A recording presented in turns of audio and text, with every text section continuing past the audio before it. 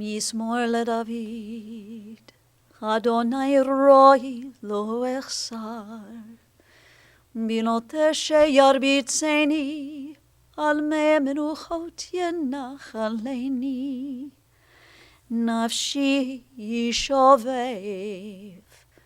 ינחני במגלי צדק למען שמו. גם כי אלך בגצל מוות, לא ירא כי אתה עמדי. שבטך ומשענתך המה ינחמוני. תערוך לפני שולחן נגד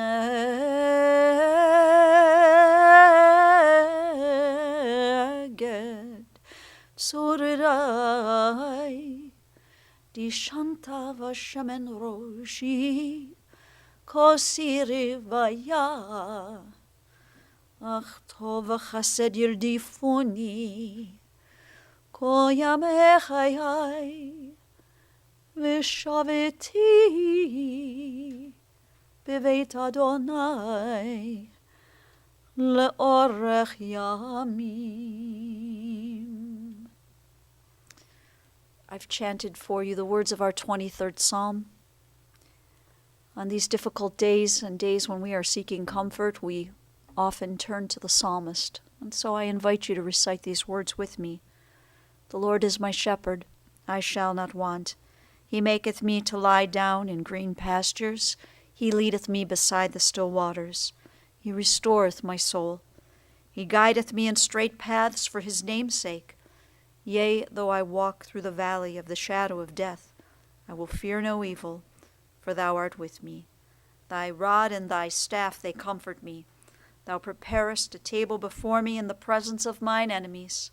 Thou hast anointed my head with oil. My cup runneth over. Surely goodness and mercy shall follow me all the days of my life, and I shall dwell in the house of the Lord forever. In the rising of the sun and in its going down, we will remember him. In the blowing of the wind and in the chill of winter, we will remember him. In the opening buds and in the rebirth of spring, we will remember him. In the blueness of sky and in the warmth of summer, we will remember him. In the rustling of leaves and in the beauty of autumn, we will remember him. In the beginning of the year and when it ends, we will remember him. When we are weary and in need of strength, we will remember him. And when we are lost and sick at heart, we will remember him. When we have joys we yearn to share, we will remember him. So long as we live, he too will live, for he is now a part of us as we remember Sanford Nash. To his children, Don, KJ, and Margaret, also to Susan and Taylor, to his sister Faye, to his grandchildren, Andy and Elliot, and also to Alex and Caitlin, and to his nephews Larry and Michael and Ken, to all of the members of the family and to cherished friends who have joined with us today. We've come together to remember, but also to celebrate the life of your beloved Sandy. Our sages, in their wisdom, have taught us that birth is a beginning and death a destination, and life is a journey, from childhood to maturity and from youth to age, from innocence to awareness and ignorance to knowing, from foolishness to discretion and then, perhaps, to wisdom, from weakness to strength, or strength to weakness, and often back again, from health to sickness, and back we pray to health again, from offense to forgiveness, from loneliness to love, from joy to gratitude, and from pain to compassion, from grief to understanding, from fear to faith, from defeat to defeat to defeat, until looking backward or ahead we see that victory lies not at some high place along the way, but in having made the journey, stage by stage, a sacred pilgrimage. Birth is a beginning and death a destination, and life is a journey, a sacred pilgrimage to life everlasting. Sandy's journey of 91 years began here in Cleveland. He was born on March 15th, 1926, and his children recalled that when referring to his own birthday, Sandy would remind them that he was born on the Ides of March, as well as the Buzzards' return to Hinckley Day. Sandy was one of 3 children born to his Polish and Ukrainian immigrant parents, Isidore and Eva Nashelski. And Sandy, along with you, Faye, you grew up in the neighborhood known as Kinsman. Your other sibling, Julius of blessed memory, was there along the way too, and was taken from your family much too soon. But Sandy and Faye and Julius, they grew up in this neighborhood during some of the most difficult and challenging years in our nation's history. Some of Sandy's fondest childhood memories were of him and his brother Julius exploring their neighborhood and getting into mischief together, and also all the times that they would gang up together on their darling little sister and tease her over and over. Once, I'm told, Sandy and Julius rode their bicycles. Now, if you're familiar with the area, here they were in the Kinsman neighborhood. They rode their bicycles out to Painesville. They ended up spending the night in Painesville, sleeping on piles of hay. I can only imagine what their poor mother must have been going through. To survive some of these rough times and to get the family through them, their father, Isidore, worked as a produce vendor selling his goods from a horse-drawn cart. And Sandy's mom, Eva, would sometimes help out in peddling fruit as well. Following his graduation from John Adams High School, Sandy went to serve our country in the Merchant Marines. The year was 1944, and it was nearing the end of World War II. It didn't take Sandy long to learn that heavy labor, or grunt work as he might refer to it, was absolutely not for him. He decided to study, and he obtained his telegraphy license, and after achieving this goal, Sandy then was appointed the ship's telegrapher, a job that he was actually very proud of. He remained in the Merchant Marines until 1947, and he spent his entire life sharing stories of his adventures and his varied travels to far-off places, to India and Australia, to Ireland and England and Scotland. Sandy would love to tell folks that with the Merchant Marines, he'd been from Finland to the Philippines. It was an incredibly interesting time to be traveling in this immediate past World War II world. Sandy enjoyed the adventure, and he would often say about himself, about all adventures, and especially this one, he'd always say, "I'm a lucky old goat." He returned to Cleveland, where he soon met Ruth Kieselbach. There was a courtship, and they married on December 25th in 1950 in Huron, Ohio.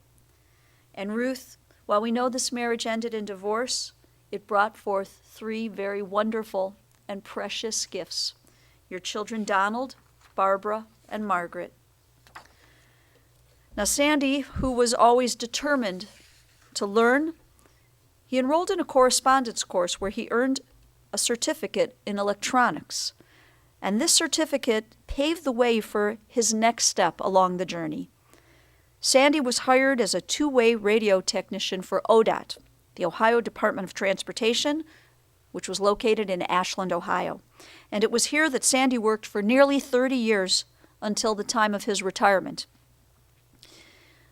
Now, for Sandy, the term retirement was not a word that meant stop or slow down. On the contrary, Sandy's life was about to take a very fun and exciting turn. When he was 60 years young, he was introduced to Marie Ernst, and Sandy and Marie grew to be very special life companions for close to 20 years. Together they enjoyed dancing. Really, it was all about dancing and motorcycle trips. This was their passion. They loved each other and they loved to be dancing or traveling on the motorcycle. This is what brought them the greatest joy. They once took a motorcycle tour through the Italian Alps, and they made their way each year to the annual BMW motorcycle rally in Cass, West Virginia. Sandy also journeyed on his own as he toured many places, including a motorcycle tour in Russia. He enjoyed volunteering his time for the Canton Motorcycle Club, where he would help the club out in areas of maintenance, and he also volunteered for the club's many fundraising events. His children knew a dad who was a determined man, a guy with a lot of grit. That's the word you used, a lot of grit. A dad with a sense of humor. A father who seemed to have a language of his own. Now, I didn't know Sandy personally, but after some of the stories that Margaret and Don shared with me, I have come to understand that he had a wacky way of using words, but even though it was wacky, it made a lot of sense. For example, if Sandy wanted to pick up that invention to call somebody who was somewhere else, he'd call it the yakograph. Makes perfect sense. And if Sandy wanted to describe the equipment used to send an email, he would say, "It's time to get out your Ouija board." And if Sandy wanted to make sure that you were understanding clearly what he was trying to say, he might ask you, "Am I yodeling up the right canyon?" He was a colorful guy, no doubt. He also loved music, especially old-time country music and German polkas. Patsy Cline was among his favorites.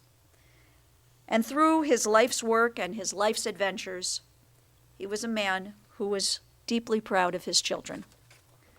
Margaret, you're becoming a professor of history, and the knowledge you've gained and your desire to share that knowledge with your students, your dad was really proud of this. He was proud of this and all of your many accomplishments. And through the years, and he may have teased you through those years, calling you every name but Margaret, Natasha, Ludmilla, and whatever Russian name came to mind. But his pride and even his teasing was all done with love.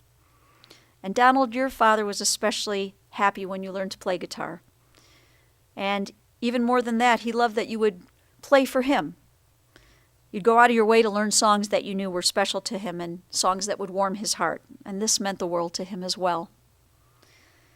Sandy spent the last 4 years of his life living in a retirement village in Ashland, Ohio.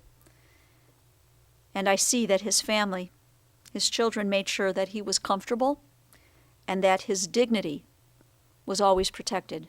I think this is one of the greatest gifts you can give to a parent. And so we join today with the sages of our people as we declare Zichron Livrach. May the memory of Sanford Nash and the good deeds that he performed here in the land of the living, may these always be remembered as a blessing. Amen. We're taught that words which come from our heart enter directly to the heart. And at this time, his children, Don and Margaret, have words in their heart they wish to share with us.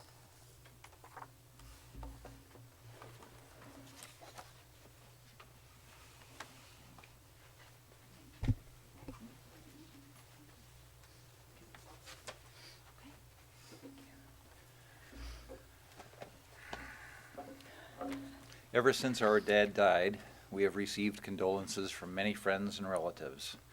We feel the loss, but we also feel lucky to have had him for so long.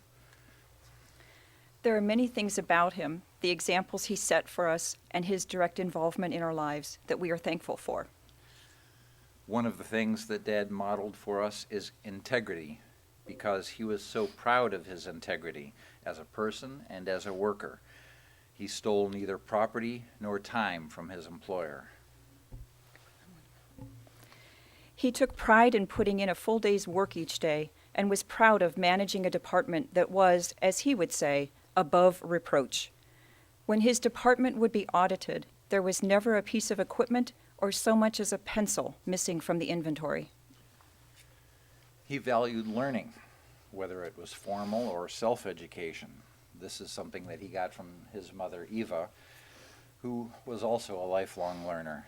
When any of us reached out and asked for help for any educational endeavor, he always helped. He saw learning as a path to self-improvement and to improving his position in life. After his first North Sea crossing in the Merchant Marines, when his job was schlepping food, he decided he needed a skill that would give him less subservient and more interesting work. So he took a course to get his telegrapher's license, which earned him an officer's position on the ship. From then on, in his sailing days, he was known as Sparks, the telegrapher. After he quit sailing and started welding in the shipyards in Lorain, Ohio, he likewise wanted to prepare himself for a more stable and less physically demanding job. He would come home from work in the shipyards and stay up late at night, taking an electronics correspondence course, knocking out a lesson in a day that was meant to take a week. It was that correspondence course that resulted in the job that he had for the next 30 years as a radio technician for the State Highway Department. This speaks to his determination and hard work, and his taking responsibility to improve his own life, a lesson of self-reliance and self-improvement that he imparted to us. Part of his lifelong learning was languages. Both of our parents have and had a love and appreciation for language.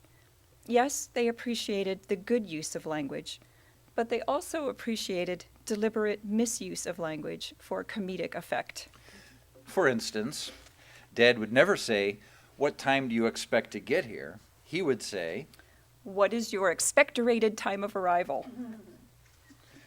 while some people might ask, "What's for dinner?" Dad asked, "What can I fling a fang into?" An example of how he could bend language to be both self-deprecating and cutting was when he passed an old nemesis he hadn't seen in many years and said, "Do I look as bad as you do?" When Dad drove a cherry-colored Ford, he referred to it, naturally, as Robert Redford. Dad's love of language included colorful manipulations of English, as well as teaching himself conversational German and Russian, which he used in his travels. Dad was always a good storyteller and loved to talk about his travels and adventures. From wild rainy nights motorcycling in the Dolomites, treks to Alaska, flopping his motorcycle on a tight turn, shipping his own Moto Guzzi motorcycle to ride in Europe. He liked active trips. Spending days lying on a beach or taking a cruise was not his idea of a vacation. He'd rather be hiking to the top of Mount Rubidoux, or taking a hot air balloon ride, or flying in a vintage biplane. When he was 81, Susan and I took him parasailing, flying 800 feet above the Pacific Ocean off of Catalina Island.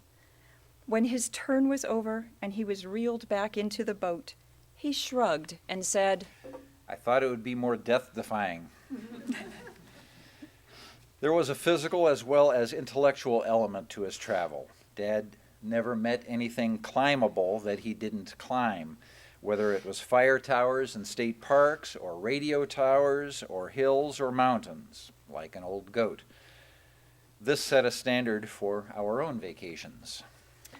For me, this most recently meant scuttling 140 feet up ladders at Bandelier National Monument to see ancient Indian cave dwellings. And for me, that meant hiking the length of Hadrian's Wall through Roman forts with my son Elliot. Susan's favorite story about Dad was one time when he came to visit us in California for a few days. Susan came home from work and discovered that the power was off in the kitchen. She found out that Sandy had been doing some repair work during the day, and when she asked him about it, he pulled a handful of fuses from his pants pocket and said, Do you think this might be part of the problem? When he put the fuses back in the fuse box, lo and behold, we had power again.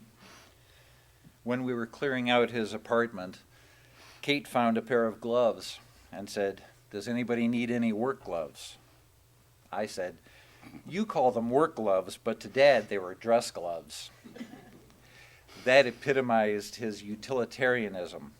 We found that his dress belt was made by the work clothes manufacturer Dickies. He didn't want to hire anything done that he could do for himself. A job done half right by himself was better than a perfect job done by anyone he would have to hire.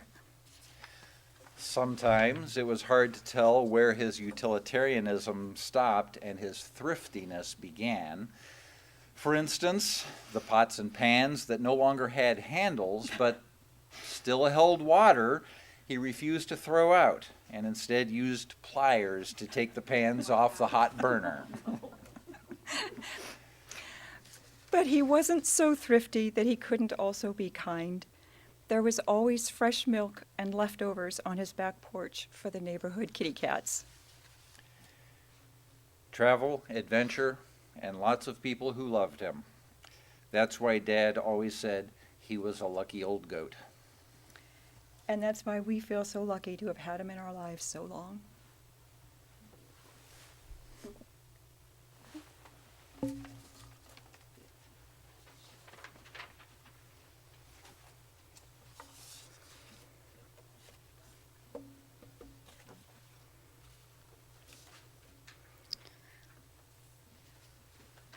At this time, we turn to our memorial prayer, the words of El Maleh Rachamim, and I invite those of you who are able to rise to please do so.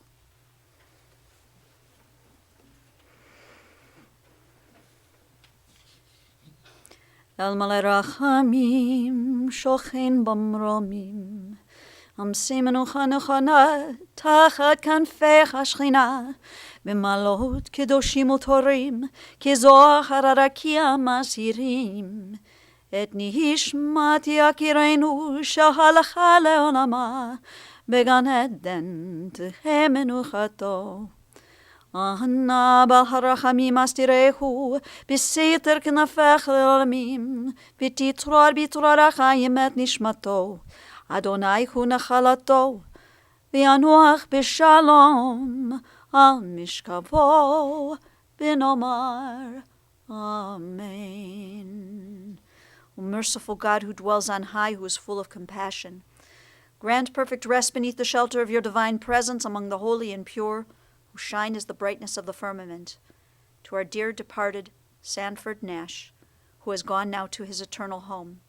May his soul be bound up in the bonds of eternal life, and grant that his memory inspire all of us to noble and consecrated living. Amen. Friends, our service of memory will continue at the Lincoln Cemetery, also known as the Workman's Circle Cemetery. Anyone who is wishing to make a contribution in memory of Sandy, the family has suggested that you might consider the Alzheimer's Association Cleveland chapter. Immediately following the interment, the family will gather at Nighttown, where there will be time to visit at a no-host lunch. On behalf of the entire family, we thank you for being here on this important and sad day.